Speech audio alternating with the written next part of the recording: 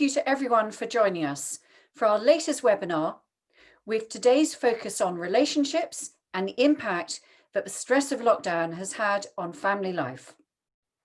For those of you who don't know me, my name is Sarah Austin and I'm the founder of the Really Helpful Club.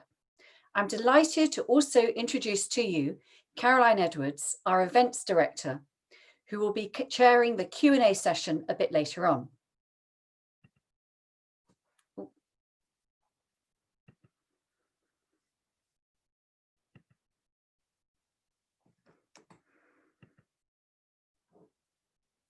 Now, for those of you who are not familiar with Really Helpful Club, I thought it would be helpful to give you some background as to who we are and to what our community is all about before we introduce you to our speakers.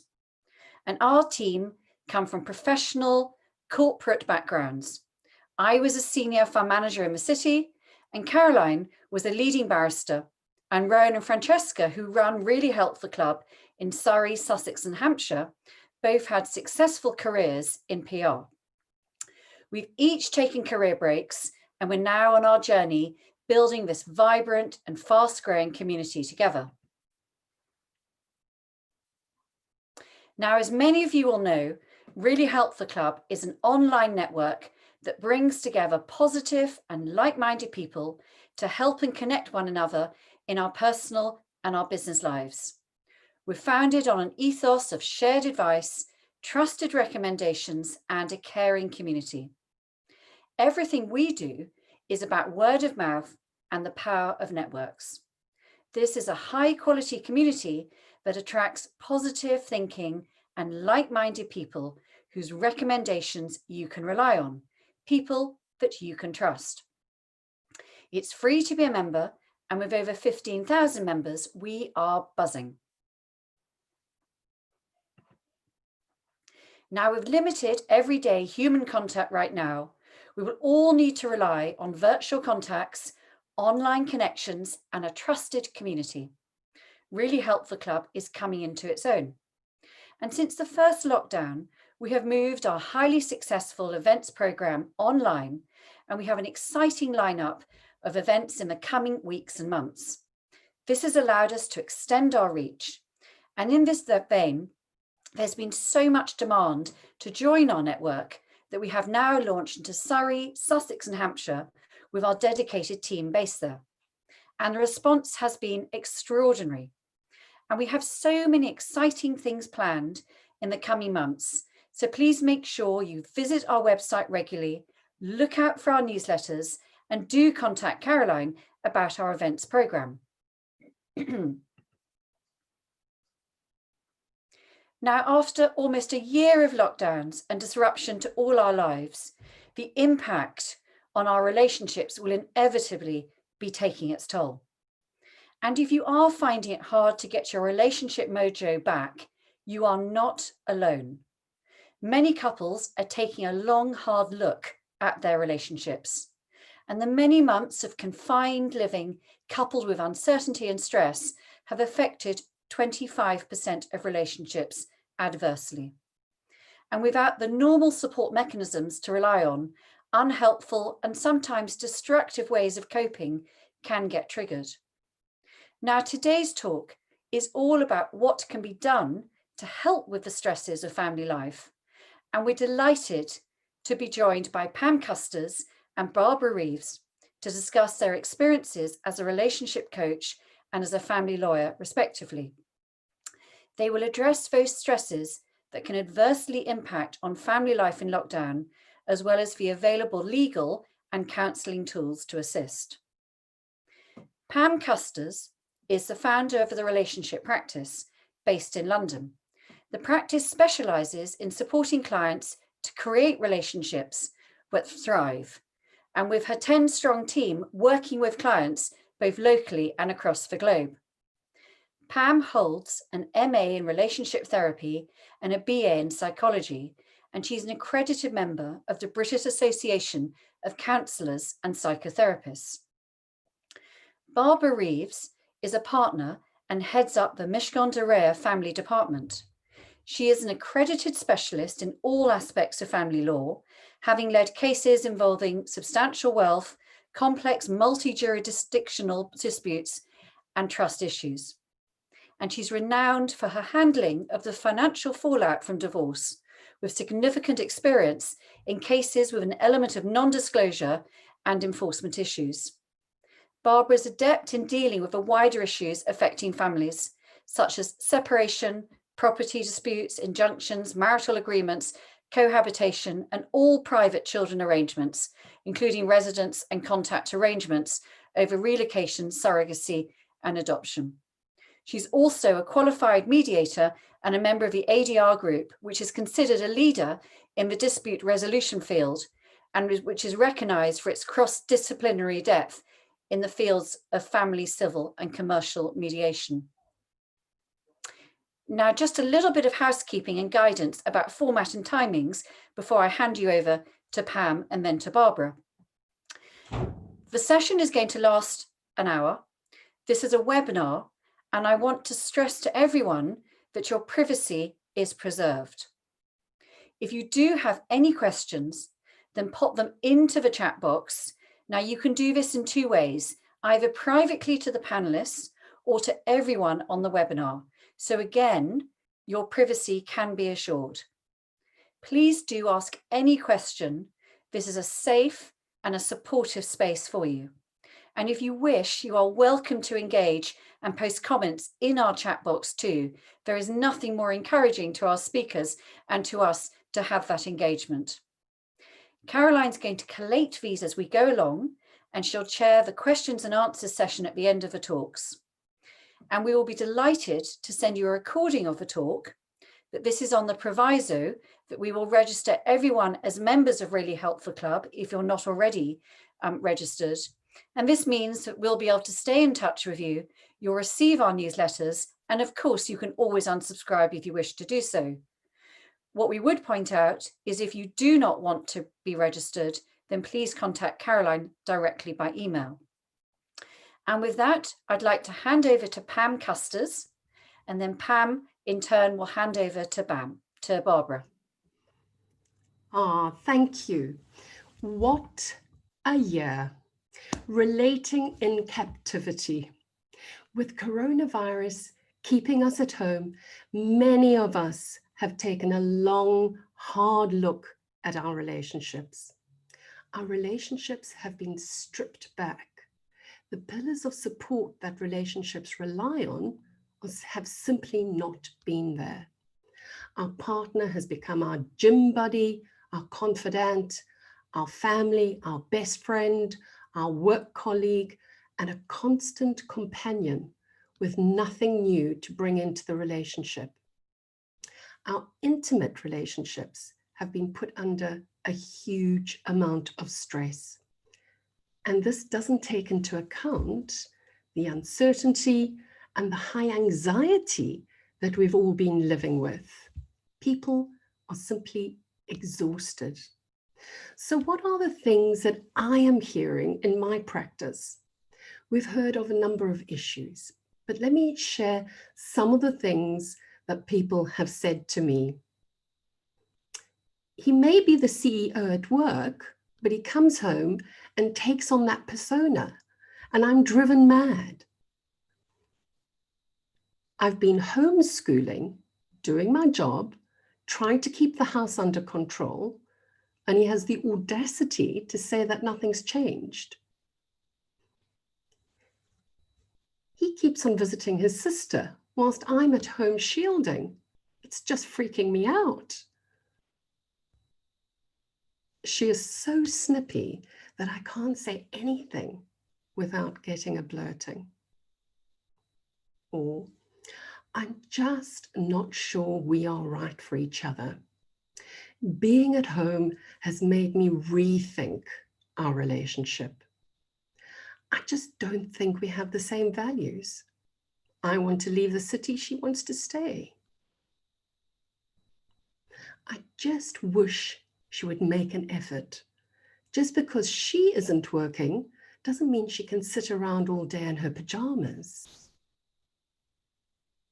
Or sadly, what we've also heard, the constant checking of the phone and the long walks in the evening has made me realize that he's seeing someone else. Before, it was always work to blame. These are just some of the anecdotes that we are hearing in our practice. But this is backed up by the research done by one of the biggest relationship organizations in the country, Relate. According to Relate, nearly 25% of people said they were struggling, and that was back in April. And, we're almost 9 months later. The situation, we believe, has become even worse. And at that time, 15% felt that they were going to end their relationship. Now, this was all depending on their age and the duration of their relationship. The longer people had been together, the less likely they wanted to leave the relationship. So simply put, the longer we've been in a relationship, the more likely we've had to weather other relationship storms. And those come in all sorts of shapes and sizes, whether it's children, moving house, loss of job, loss of a loved one. Before the pandemic, we were able to get our needs met from a range of people and activities. We didn't look to our partner to provide us with everything. And the other thing that is really important is we would often attribute our relationship problems to outside factors, busy lives, working too hard, demanding children, teenagers that were driving us crazy. Now, during this extraordinary time, the focus is purely on our relationship. Our partnership is under a spotlight and is showing up even the smallest cracks. Of course, there are many couples that have grown closer. They've been able to weather the storm and use their past relationship experience to manage the stress and have figured out ground rules that have helped them and managed to manage this unbelievably extraordinary time. They've recognized the importance of co-constructing in a way that makes it manageable. And they've made plans and taken charge. And this empowers both the relationship and the individual. The real strength here is our ability to adapt. Many of us have adapted without even realizing it. So let us think a little bit more about adaptation. Let us draw on a model used in relationship science. It's called the vulnerability stress adaptation model. Okay, so simply put, there are 3 broad factors that determine how a relationship manages in a time of stress. And these 3 areas are vulnerabilities, stresses, and adaptions. Let me talk about vulnerabilities.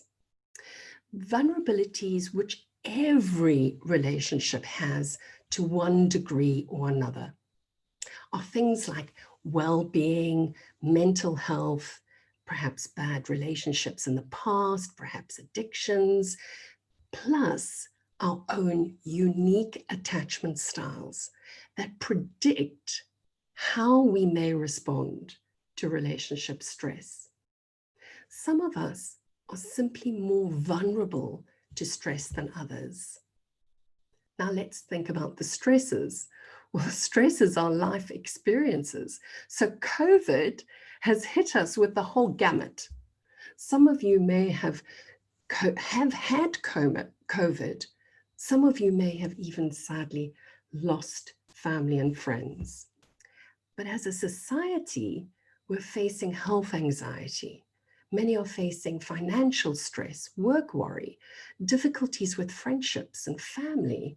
This is a whole range of stresses that we are experiencing. So we've covered vulnerabilities, we've covered stresses. Now let's think about the third factor, and the one that is our hope in this time when COVID is trying its damnedest to sabotage our relationships. Let's think about adaptions. These are the skills and capabilities that a couple possess to deal with the challenges that we might be facing right now. The couples that are managing are those who've got the skills and capabilities to not only navigate through this particular time, but are able to adapt. What skills in a relationship do we need in order to adapt? The first is understanding that a relationship is truly co-created. The relationship dance is made up of listening to the music and moving together to create a dance that works. However, if I stand on my partner's toe, it's likely I'm going to get an elbow in my ribs. In other words, in order to create a beautiful dance, it has to be created by both people. Adaptions include a couple's sense of humor, communication, constructive ways of managing conflict and solving problems, and understanding that if I support my partner, I will be supporting the relationship, and in effect, I will be receiving support. Let me give you an analogy. Think about your partnership like a business partnership. You each have 50-50 shares. So it's in my best interests to make sure the business works, because if it's successful, I and my partner will be drawing the dividends. When you build and strengthen your relationship, you're building yourself too, which brings us back to adaptation.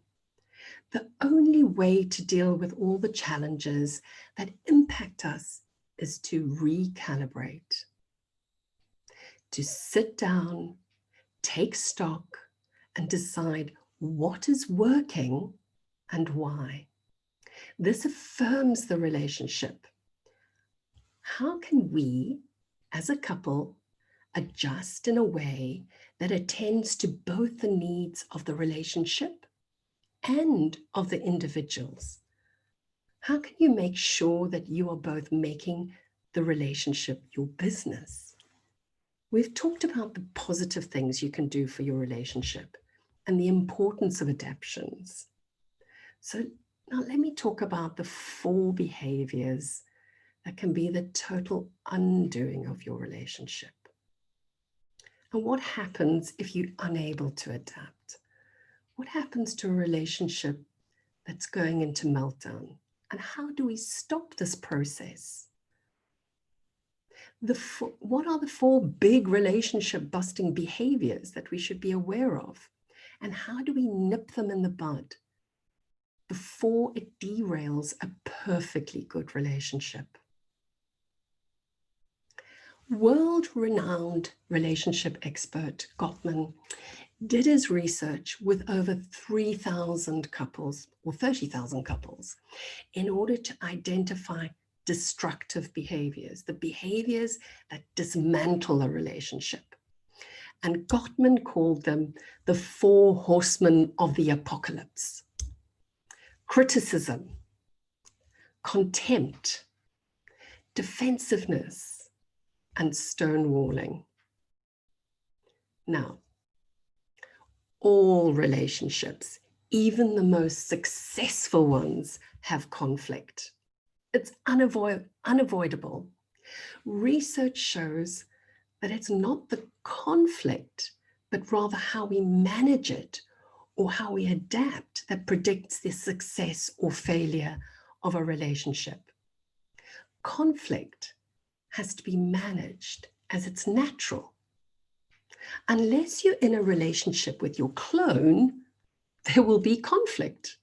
Conflict is normal, and it also provides positive aspects to grow, debate, deepen our understanding of our partners. Learning to manage conflict and tackling those 4 horsemen is the secret to a successful relationship, and even more so now. The good news is there is an antidote to these frustrations that are simple, doable, and can turn a relationship around. To be honest, it's not the big, grand gestures, but the small ones that have been proven to build resilience and connection. So here are 5 small steps that make a big, big impact, that will actively strengthen your relationship. Okay, so here we go. Step 1, take charge. The pandemic is out of your control, but what you do have control over is your relationship with your partner, your actions, your behavior. Step 2, get your partner on side by having we conversations. For example, we are finding this hard. How can we make changes that work for us both? We are very good at having conversations that start with, I feel blah, blah, blah, blah, or this, or something along the lines of, you are doing blah, blah, blah, that. Shift the conversation by having equal ownership of the challenges, and more importantly, the solutions. Step 3, make it clear that you're both struggling in different ways. Decide that you both want to take action. Recalibrate your relationship by deciding what is not working and being very, very clear about how the 2 of you are going to remedy this. How are you going to solve the problems? Understanding how you're going to solve the problems is far more important than identifying the problems. So you may be saying to yourself, okay, Pam, you're saying this all good and well. Well, my partner doesn't think we have a problem. They're sitting upstairs in their office, completely oblivious to all the demands and challenges I'm experiencing, and are, quite frankly, as happy as Larry. Let's use the business analogy again. If the accounts department is completely oblivious to the fact that marketing has no budget and simply can't do their work, it will eventually come and bite their butt. And that's the truth of it. Right, I've spoken about step 1, taking charge. Step 2, having a we conversation. Step 3, making it clear that you're both struggling in different ways. Now I want to dive deeper into step 4 and 5. Now you may well seem, these further steps may well seem super trivial, but all the research has shown that these behaviors engender connection and harmony. So let's get into step 4, and this is about cultivating connection. Show your appreciation. Highlighting traits that you respect or behaviors that you admire go a long, long way in making your partner feel valued.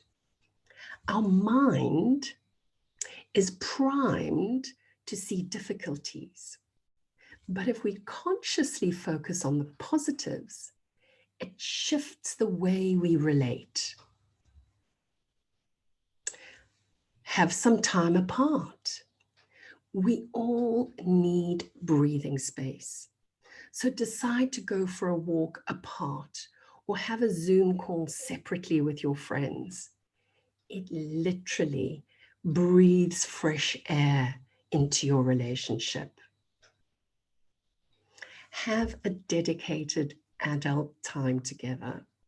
And whilst I know it's almost blinking impossible, but try and construct a date night. Make it your evening where you're able to relax and kick back. Make the effort to carve that time that's simply for you without the children, as hard as that might be. Have a weekly meeting to affirm what you've both done well and the bits that you'd like to improve upon. Make it a pleasant time, nice music, something lovely to drink. And the final one, in order to cultivate this connection in step 4, is start and finish the day well. A good start with your partner makes our day more manageable. Taking 5 minutes in the morning or in the evening to positively start and end the day cultivates closeness and sets our day up for success.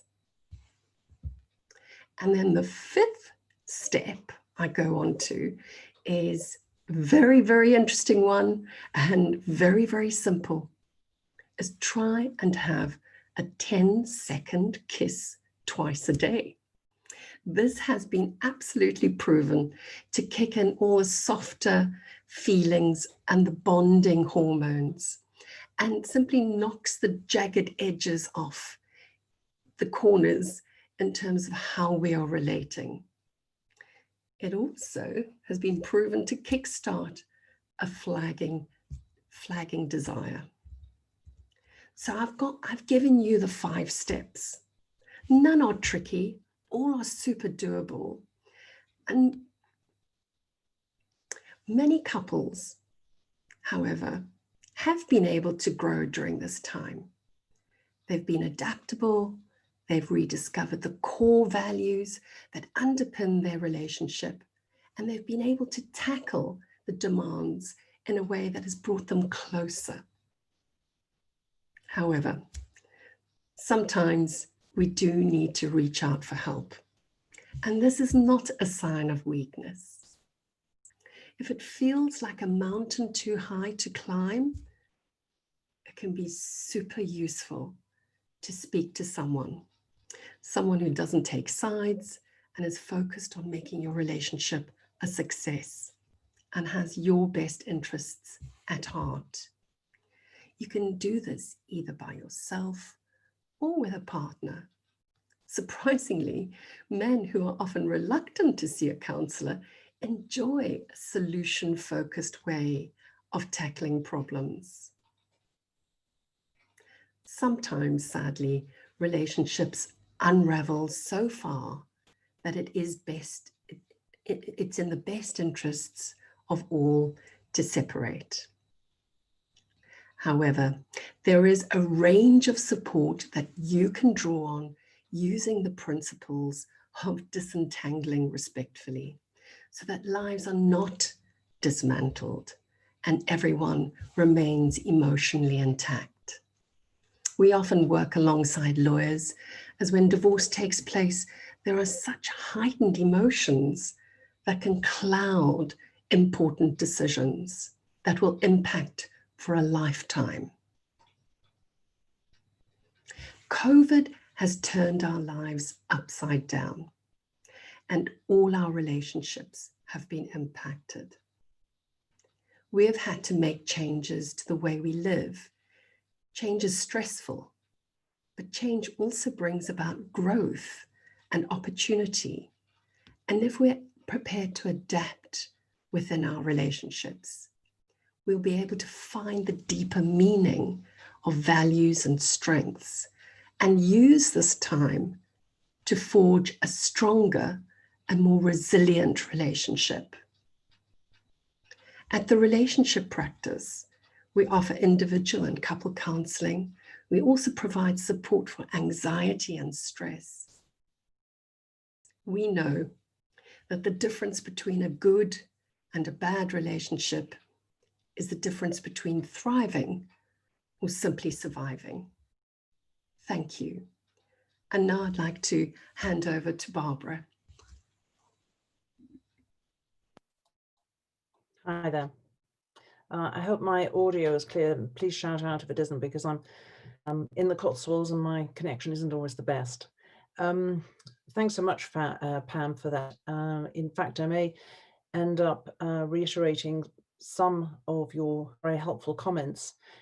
First, I should start by saying that when Caroline mentioned speaking about what marital advice to seek during lockdown, this quickly led to a discussion about the stresses that can impact on family life. And we can all appreciate that these have been accentuated during lockdown. So it's some of those stresses that I wish to touch on, as I genuinely believe that being alive to them, we can address them, and perhaps relationship breakdown may not be inevitable. That said, everyone also needs to have the necessary tools to deal with stressful situations, and there are some situations, such as where domestic violence exists in a relationship, which I would suggest that relationship breakdown should not only be inevitable, but is actually desirable. Lockdown restrictions have clearly been with us since March 2020, so in many ways it does feel like a lifetime, and I think even more so for those where the same restrictions have caused upheaval in their personal lives. I've been a family lawyer now for some 20 years, and clearly being in lockdown has accentuated the level of stress and anxiety within a variety of family relationships, and not just marriage. Family lawyers obviously will deal with legal issues around a relationship, but there are also non-legal issues that form part of my work. As in my experience, I'm often the first port of contact with a family relationship query. I guess it's being viewed as a trusted advisor and able to give a steer or a trusted contact to call.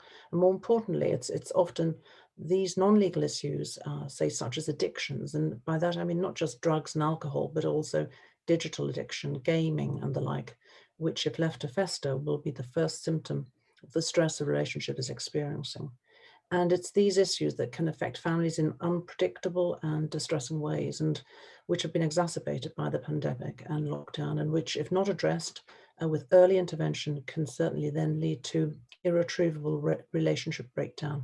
So while this is a canter through some very complex issues, I've also prepared some slides, which I hope assist, and my contact details are also available. So I think let's start with the stats. If we can move to the next slide, please. I expect you will have all seen over the last several months that there's been a much media interest on the question of the impact of lockdown on relationships and divorce, but the reality is more complicated than the anecdotal information in those reports of spiraling divorce rates. It actually isn't clear whether the pandemic and nationwide lockdowns will have caused a significant overall rise in the number of divorces. Certainly, we've had an increase in the number of inquiries, but it's simply too simplistic to say that those have been caused by lockdown. Indeed, on previous occasions, such as the financial crisis in 2008, the divorce rate appears to have been impacted by events affecting the country, but they actually show that the number of divorces tended to stagnate or fall slightly during such economic downturn, then rise slightly afterwards. So I think the overall divorce figure will always conceal a more nuanced picture. As to my experience, in fact, the first 3 months of lockdown, inquiries by potential clients in relation to divorce particularly decreased compared to the usual level for that time of year. And yet when restrictions loosened, inquiries then increased significantly. That said, in the majority of cases, the inquiries related to relationships that were already struggling, couples who could no longer be said to be fully engaged in their marriage, and who then found the 24/7 nature of lockdown with none of the usual outlets available as smothering. So where differences might normally have been ignored, they became heightened as couples were able to extricate themselves from their homes, whether to see friends or pursue their hobbies, or even as now to attend their workplace. Equally, as Pam mentions, there's been reports where others have found that the pandemic has created an opportunity to reconsider one's priorities in life, with, say, some deciding to leave London, the cities, for a bigger home with more space in the country. And we've also read that for some, This couples, and in Pam's experience, additional time together may have strengthened their relationship bond. I'm sure you'll appreciate, however, that's not a situation that I'm seeing in my line of work, and for my clients, many are calling time on their relationships. So, most couples in unhappy relationships are alive to the fact that in order to move on, they will need to distribute their financial assets and, where possible, achieve financial independence. Yet difficulties within the global economy are impacting on this. The future of jobs and businesses remain unclear. The property market has slowed down. We're working from home. We've got homeschooling, furlough, potential job losses will all increase on many relationships. And where there was already strain on the relationship, this will impact on different families in different ways. For many high net worth clients, and forgive me for the use of high net worth, they can afford to separate during an economic downturn. It can be the nature of the turmoil of lockdown that can actually incentivize a break. A revaluation of, say, their relationships may bring significant changes, and not always positive ones. And if faced with the realization that the material luxuries that kept the relationship running smoothly may have to be cut back, or there's likely to be a shift in financial status quo, or possibly the economically stronger partner may just take a strategic decision to separate whilst asset values are deflated, then for some clients, financial turmoil may be an opportunity to divorce, to capitalize on the market uncertainties and for a quick financial and favorable settlement. Yet for others, and most people, I would say, who feel a loss of confidence as to the future, where finances are tight, where they may feel they can't afford to go their separate ways, particularly in the current climate, where the security of jobs, the future viability of businesses, stability of house prices are all uncertain, it may not be realistically possible to sell up and start afresh.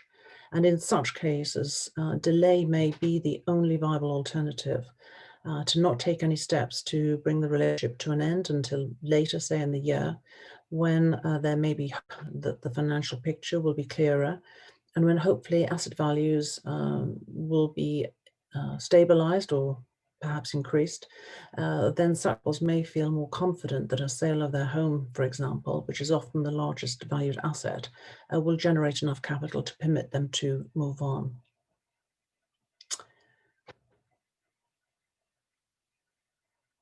Can I just have the next slide? Thanks. However, I would highly recommend in any situation where there are concerns and difficulties within a relationship, however small or great, that early advice is sought as to one's legal rights and entitlement. That said, it is rarely necessary to call the lawyers in straight away to issue court proceedings. Instead, as Pam's highlighted, it's often a good idea to consider counselling, because this can help couples navigate the changes in their relationship, whether temporary or permanent.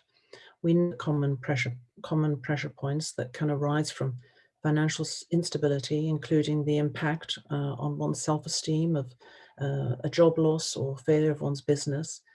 But there may also be significant changes to domestic arrangements, as certainly occurred to a significant degree during lockdown, where one of the partners is finding that they have to take on the majority of the childcare and homeschooling in addition to continuing to work.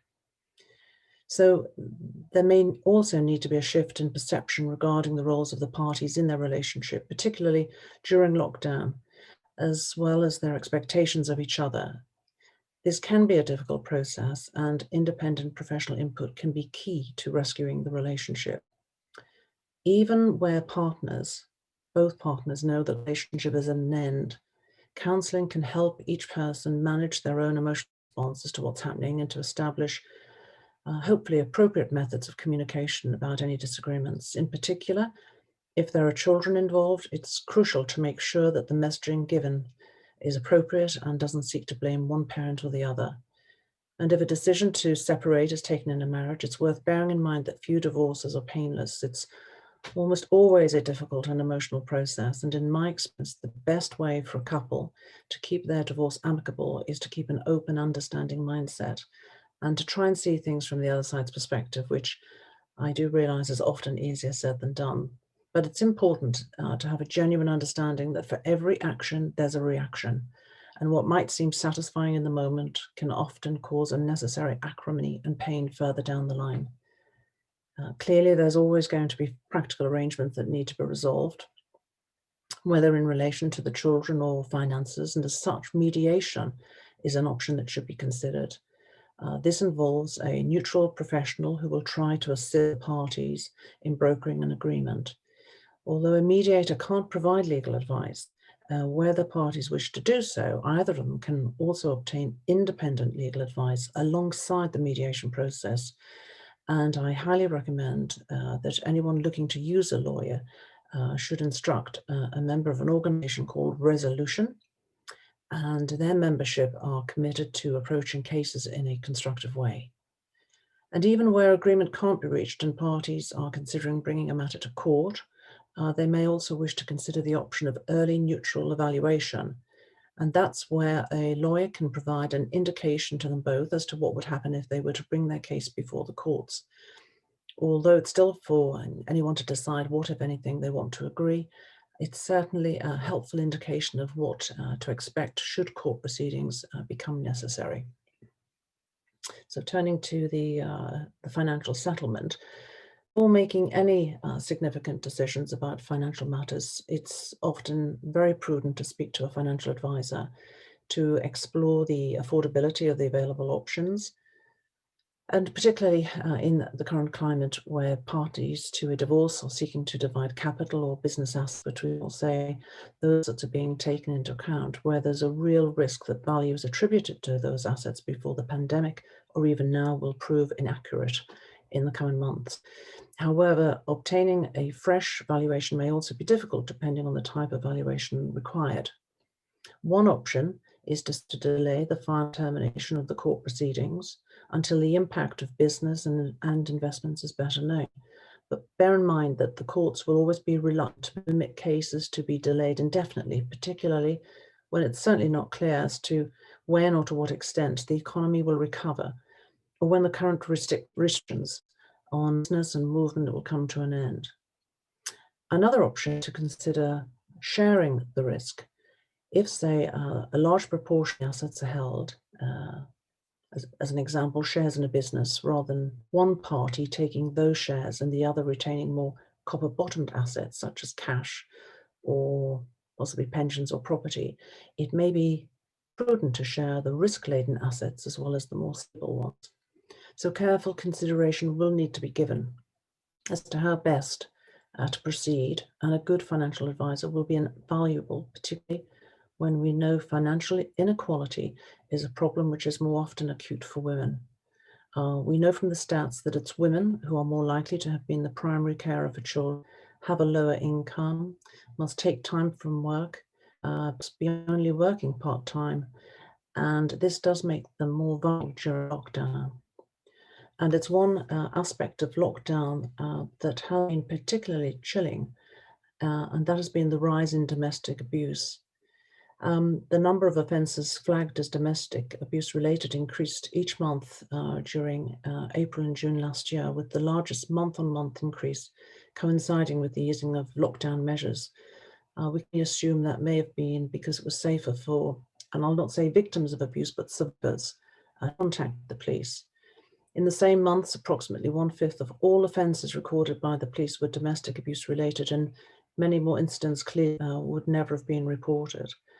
And I expect a similar increase will be evidenced during this lockdown. Although the government guidance makes clear that the stay-at-home policy does not apply where a person's trying to escape harm, and there are specifically references to those experiencing domestic abuse in practical terms, I think we'll appreciate that survivors under lockdown with their abuser may be less able to access external support or to distance themselves even temporarily without arousing suspicion. It's a cruel irony that those abusers who engage in coercive and controlling behavior have been aided by the lockdown to further control and isolate their partners. One issue we've seen crop up frequently is where one party to a relationship seeks to monitor the other by using digital and technological resources. And this can be anything from hacking into the other's email to find material that might be useful, say in a divorce, to say full surveillance. Now, when these situations arise, we work closely with first our in-house cyber team, or if appropriate, there are external agencies we call on to establish whether there has been any monitoring and to improve the individual's security. Now, in terms of what we can do, where the relationship is continuing, the Serious Crime Act of 2015 makes controlling or coercive behavior in a family relationship a criminal offence. Currently, the Domestic Abuse Bill has had its second reading in the House of Lords, and it contains the first statutory definition of abuse, which includes controlling coercive behavior, economic abuse, and psychological abuse. And once it's enacted, will enhance the powers of the police and courts to put in place protective measures in the immediate aftermath of a domestic abuse incident. However, for the moment, many survivors of abuse will need to use the family court, where they can seek a number of options. Now, they can ask the court for an order that the abuser should leave the household, and if granted, this at least provides a short-term measure of, say, 6 months to a year. It can create vital breathing space to allow the survivor to properly plan the next steps, free from the presence of the abuser. They can also seek an injunction preventing the abuser from continuing their abusive behavior. Now, this will ordinarily cover violence, harassment, and pestering, but can tend to limiting the methods of communication between the parties, say to only by email or through solicitors, and to other forms of abuse, which could include posting offensive or embarrassing material on social media platforms. Breach of a non-molestation order is a criminal offence with a sentence of up to 5 years imprisonment. Now, there are a number of practical tips that can be adopted, and I'll just run through these.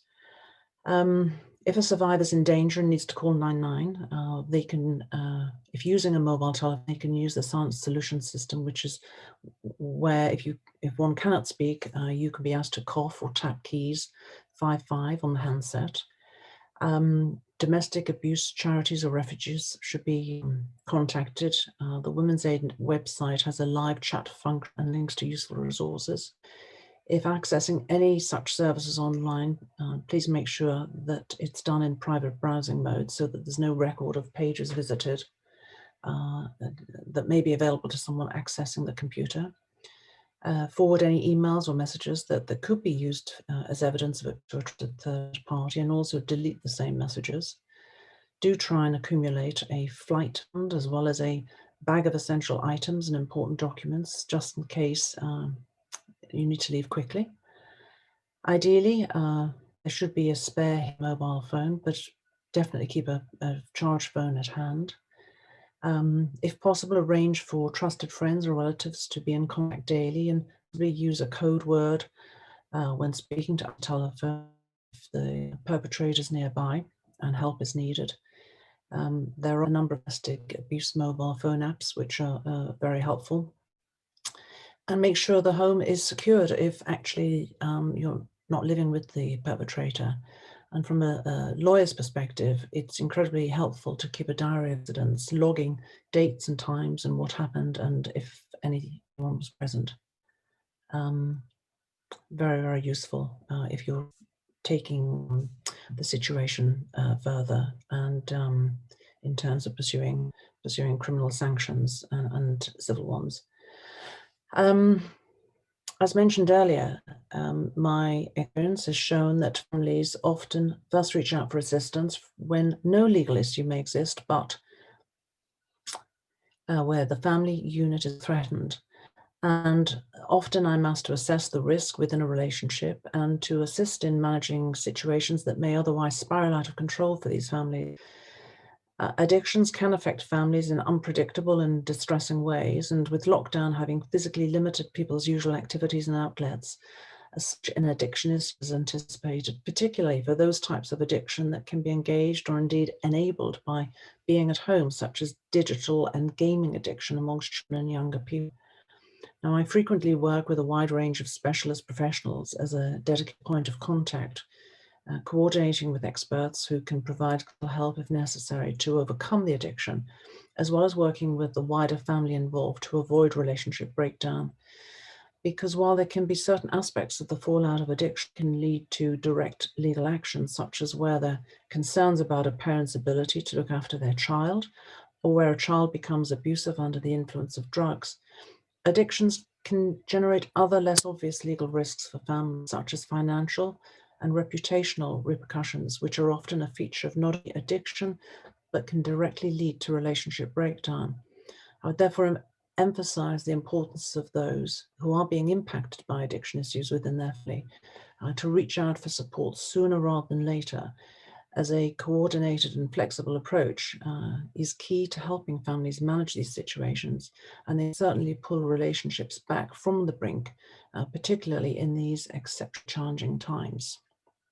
And if we turn also to parental relationships, and I think we all will appreciate that children can always be a pressure point in any relationship at the best of times.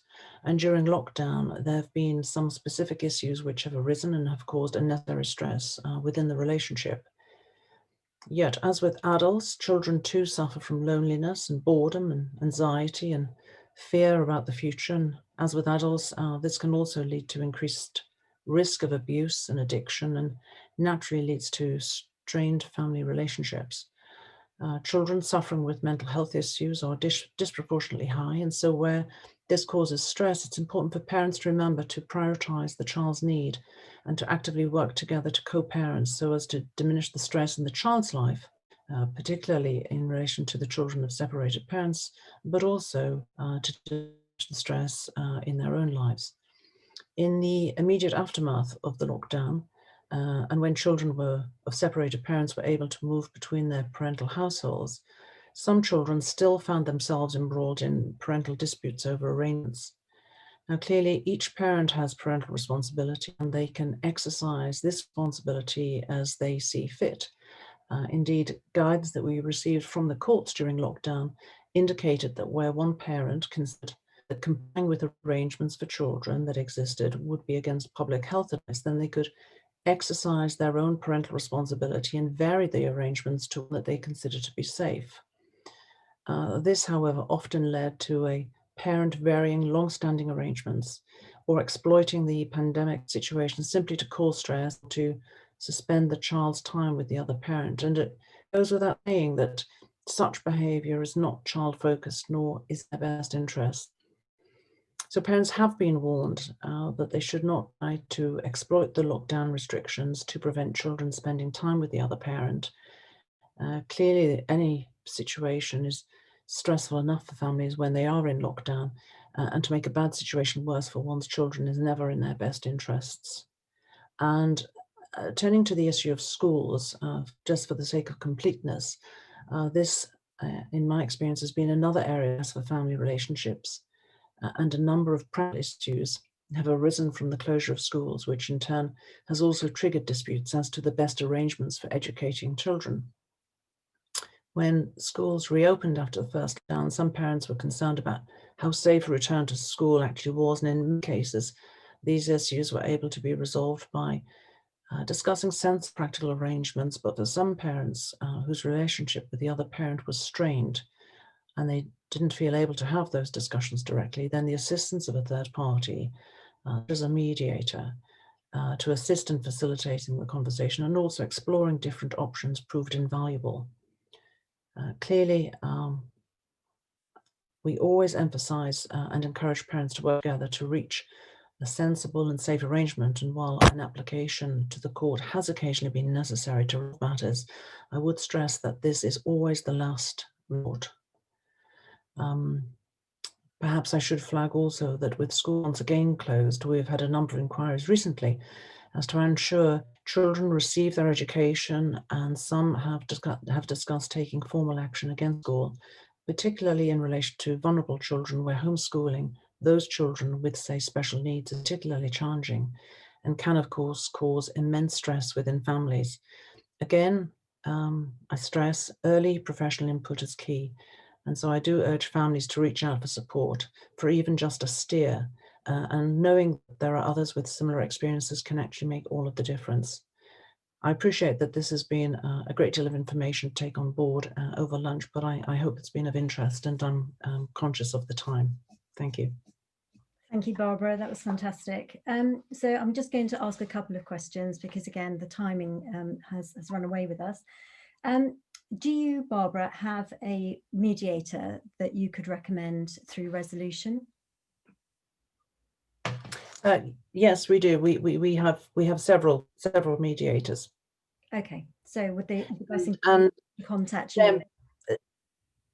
Yes, absolutely. There are several mediators who are also trained family lawyers. So they're bringing their experience and knowledge and legal skills within a mediation framework. So although on one hand they can't provide legal advice, on the other, they have the background and knowledge of family law. So they're a good option to adopt in the first instance.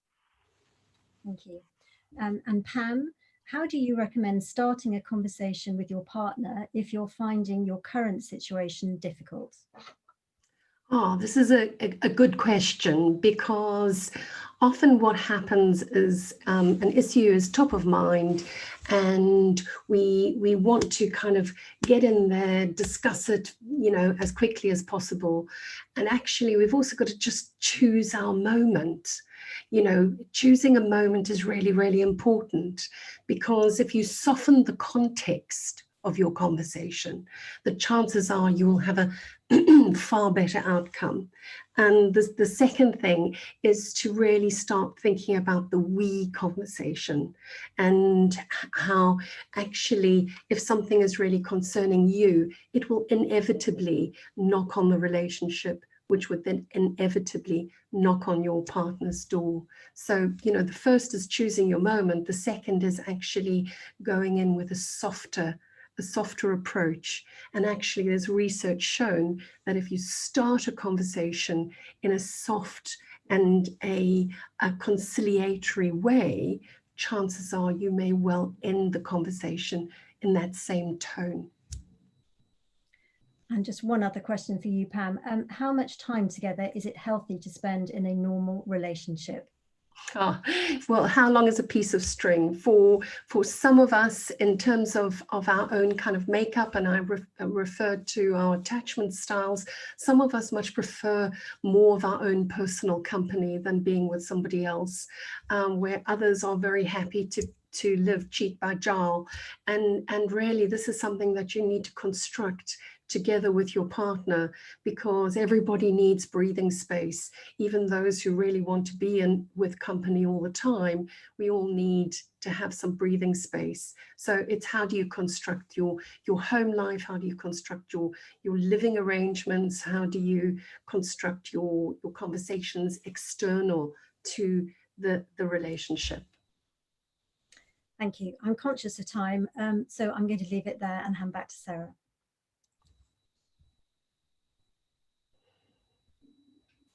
Caroline, thank you very much. And thank you to Pam, thank you to Barbara. Fascinating talks, full of advice, full of content, full of expert advice. Thank you very much. And I do hope that each of you have found that helpful in some way to you. Just like to reiterate, we're going to send you a recording of the talk today, on the proviso, of course, that we register you as members of Really Helpful Club if you're not already a member with us.